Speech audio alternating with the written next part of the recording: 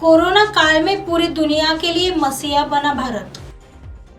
जानिए कैसे हमारे देश ने की सबकी मदद। कोरोना काल में भारत ने पूरे दुनिया में मिसाल कायम की है। भारत ने इस दौरान कुछ ऐसा किया कि कई देश उसे मदद के मसीहे के रूप में भी देख रहे हैं। दरअसल भारत ने कोरोना संकट के दौरान 150 देशों को मदद पहुंचाई। केंद्रीय स्वास्थ्य मंत्री मनसुख मांडविया ने शुक्रवार 10 मार्च को बताया कि भारत ने कोविड संकट के दौरान कीमतों में वृद्धि किए बिना और दवाइयों की गुणवत्ता से समझौता किए बिना 150 देशों को दवाएं भेजी। शुक्रवार को दिल्ली में स्वास्थ्य प्रौद्योगिकी आकलन पर आयोजित अंतर्राष्ट्रीय सेमिनार के उद्घाटन के दौरान उन्होंने ये बात कही।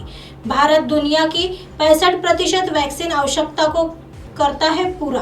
केंद्रीय स्वास्थ्य मंत्री ने कहा, कोविड संकट के दौरान भारत ने 150 से अधिक देशों को टीके, चिकित्सा उपकरण और दवाओं की पेशकश की। भारत ने इसके अलावा कई और तरह से भी दूसरे देशों की मदद की। मंडाविया ने कहा कि भारत दुनिया की 65% वैक्सीन आवश्यकता को पूरा करता है।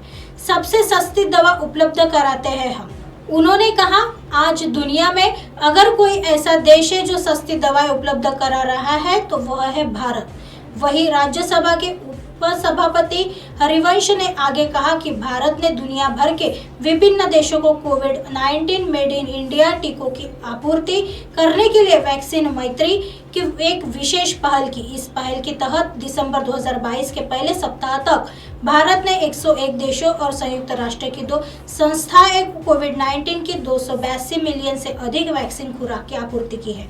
वायरस के प्रसार रोकने के लिए भी कई प्रयास किए। भारत में कोविड महामारी के प्रकोप के बाद से हमने संपूर्ण सरकार और संपूर्ण समाज दृष्टिकोण का पालन किया। हमने वायरस के प्रसार को रोकने के लिए कई उपाय किए। जीवन रक्षक स्वास्थ्य सेवा की उपलब्धता में प्रमुख अंतराल को संबोधित किया। शिक्षा और रोजगार जैसे क्षेत्रों में आजीविका को बढ़ावा देने और सामान्य स्थिति बहाल करने का काम किया।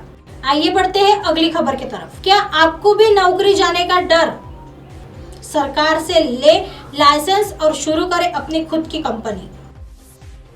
देश और दुनिया में आर्थिक मंदी का असर दिखना शुरू हो गया है। दुनिया की बड़ी बड़ी दिग्गज कंपनियां अपने यहाँ सीनियर अधिकारियों को नौकरी से बाहर निकाल रही है।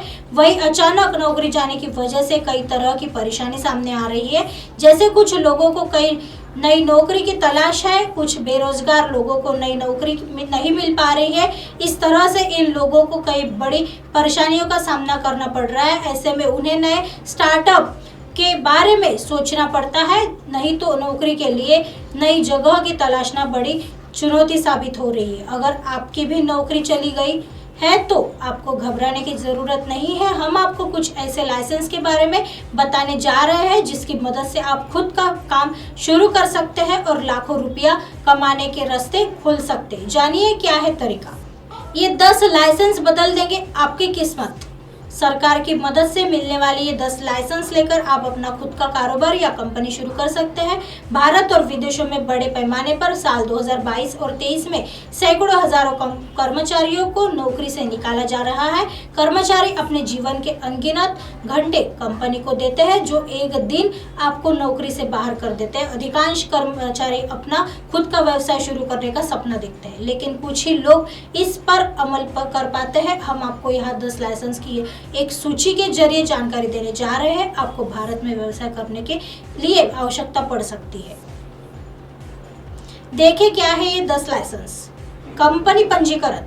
भारत में सभी व्यवसायों को 2013 के कंपनी अधिनियम के तहत पंजीकृत होने की आवश्यकता होती है। इसमें स्थायी खाता संख्या और कर कटौती और खाता टैन नंबर के लिए पंजीकरण करना होता है, जिसे आप देने के लिए कंपनी बना सकते हैं। जीएसटी पंजीकरण। अगर आपके व्यवसाय का कारोबार 20 लाख से अधिक है तो आपको सरकार के साथ वस्तु एवं सेवा कर जीएसटी के लिए पंजीकरण कराना आवश्यक है। FSSAI licence. यदि आप भोजन से जुड़े काम या कारोबार शुरू करने का प्लान बना रहे हैं तो आपको भारतीय खाद्य सुरक्षा और मानक प्राधिकरण FSSAI का लाइसेंस प्राप्त कराना होगा। दुकान पंजीकरण, सभी कारोबारियों को संबंधित राज्य के दुकान और प्रतिष्ठान अधिनियम के तहत पंजीकरण कराना आवश्यक है जिसमें वे स्थित है। व्यवसायिक कर पंजीकरण, राज्य और व्यवसाय की प्रकृति के आधार पर पेशेवर कर पंजीकरण, प्रोफेशनल टैक्स रजिस्ट्रेशन आवश्यक हो सकता है। यह व्यक्तियों पर उनकी आजीविका या पेशे के लिए लगाया गया टैक्स है।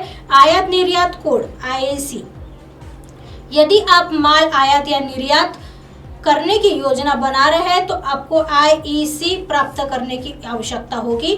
औद्योगिक लाइसेंस, व्यवसाय की प्रकृति और उद्योग के प्रकार के आधार पर औद्योगिक लाइसेंस की आवश्यकता पड़ती है। पर्यावरण मंजूरी, यदि आपका व्यवसाय खनन, बिजली या विनिर्माण जैसे विशिष्ट उद्योगों के अंतर्गत आता है तो आपको पर्यावरण, वन और जलवायु परिवर्तन मंत्रालय से पर्यावरण मंजूरी प्राप्त करने की आवश्यकता होती है। FSDC पंजीकरण, यदि आपका व्यवसाय वित्तीय क्षेत्र में शामिल है तो आपको वित्तीय स्थिरता और विकास परिषद, financial stability and development council में पंजीकरण कराने की आवश्यकता होती है। स्थानीय पंजीकरणों से NOC और मंजूरी, आपके व्यवसाय के स्थान के आधार पर आपको अनापत्ति प्रमाण पत्र NOC, NOCS and clearances from local authorities प्राप्त करने की आवश्यकता हो सकती है। इससे आपको नगर पालिका, अग्निशमन विभाग और प्रदूषण नियंत्रण बोर्डों जैसे स्थानीय अधिकारियों से मंजूरी लेनी पड़ सकती है। अगर आपको भी कंपनी की छटनी में अपनी नौकरी जाने का डर सता रहा है, इस प्रकार के 10 तरह के लाइसेंस दिलाकर या लेकर आप अपना काम शुरू कर सकते हैं। इस सूची से आपको भारत में अपने व्यवसाय शुरू करने के लिए मदद मिल सकती है। आइए बढ़ते हैं अगली खबर की तरफ। सरकार बनाएगी कारीगरों को कारोबारी। PM मोदी ने बताया क्या है प्रधानमंत्री विश्वकर्मा कौशल सम्मान स्कीम। केंद्र सरकार ने इस साल के बजट में प्रधानमंत्री विश्वकर्मा कौशल सम्मान स्कीम की शुरुआत की थी।